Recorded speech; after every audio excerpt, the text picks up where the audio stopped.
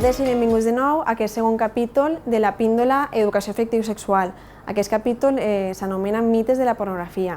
Com hem comentat en el capítol anterior, anem a veure sobre aquesta referència tan a la mà que tenim, que és la pornografia, anem a veure quin tipus de pràctiques es reprodueixen o es normalitzen i què és el que podem traure de profit d'aquestes, quin és el missatge que traguem. En primer lloc, una de les idees que es reprodueix és que solament importa el plaer masculí. Realment, en general, en les escenes o en el material pornogràfic que podem trobar, veiem que tant l'opinió o el desig de les xiques no té importància, sinó que són ells que prenen iniciativa i és que porten endavant les pràctiques que són del seu gust, sense tindre en compte el desig d'elles. Realment, en la majoria d'aquestes escenes, quan ells s'apleguen a l'orgasme, es finalitza l'escena o es dona per concluïda la relació sexual. Aleshores, el missatge que dona aquest tipus d'escenes és que el plaer femení és irrellevant, quan devem de combatre aquesta idea, i com parlàvem en capítols anteriors, la sexualitat és una cosa mútua, el plaer ha de ser mutu. Després, també relacionat amb aquesta primera, és que el sexe és igual a penetració.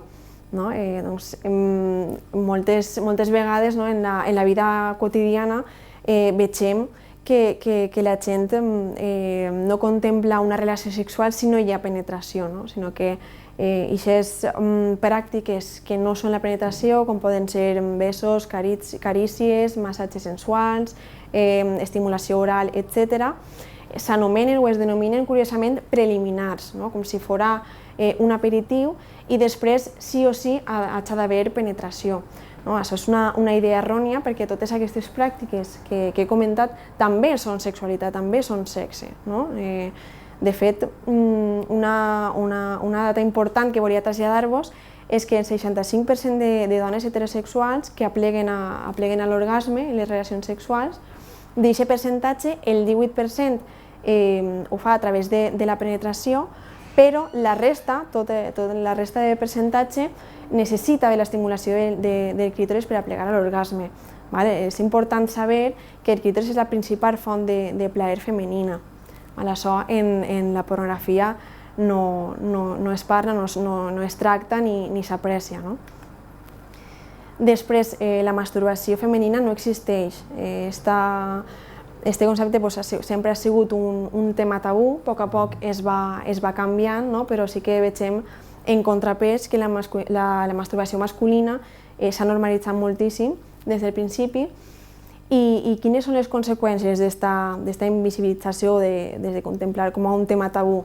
Per una banda, menys coneixement de les xiques sobre el seu plaer i, en conseqüència, no podrà haver aquesta comunicació, ells no podran saber què és el que realment a elles ens agrada i, d'altra banda, per tant, el plaer masculí seguirà estant en el centre, i seguiran prenent la iniciativa perquè ells realment no coneixen què és el que els agrada i el que no. Després, els genitals són les úniques parts erògenes. Va un poc relacionat al que comentàvem abans. No solament hem de centrar-nos en els aparells genitals, sinó tot el cos en si ens pot donar plaer. És important experimentar, gaudir, tant d'una persona com l'altra.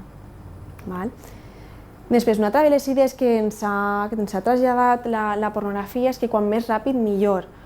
Quan volem aplegar l'orgasme ho fem de manera ràpida o tenim aquesta concepció que veu un poc de la pornografia. Aleshores és important que estiguem tranquils i tranquil·les, que l'important és gaudir i experimentar de nosaltres i de l'altra persona. Després, un altre argument és que el preservatiu no serveix per a res o solament molesta.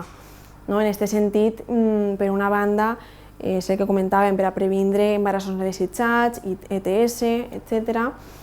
I a banda també tenim aquesta concepció de que és molest quan hi ha diferents mesures i grossor, i també ens trobem una pràctica perillosa que és el stealthing, que és quan ella es lleva el preservatiu durant la relació sexual sense el consentiment d'ella. Hem de tindre en compte i molta cura d'aquest tipus d'accions, perquè és fonamental que en tota relació sexual hi hagi comunicació i consentiment de tot el que ocorrega.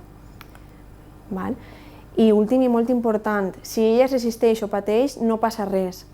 Vegem com en general s'erotitza el dolor de les xiques. Quan vegem que elles es resisteixen o que estan sentint dolor, vegem que al final de l'escena elles simulen sentir plaer. Al final el missatge que ens dona o que ens trasllada és que si elles pateixen no passa res, és algo positiu, que és algo que ens erotitza o que al final ens dona plaer.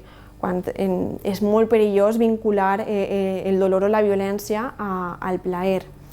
I el que comentàvem abans, si diu que no o no mostra un consentiment explícit, hem de parar, hem de saber parar i sobretot, importantíssim, la comunicació.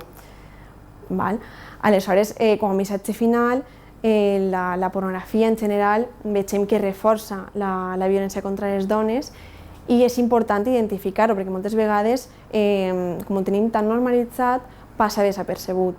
Aleshores, seguim amb aquestes pràctiques per aconseguir aquesta igualtat en les sexualitats i l'afectivitat en el pròxim capítol.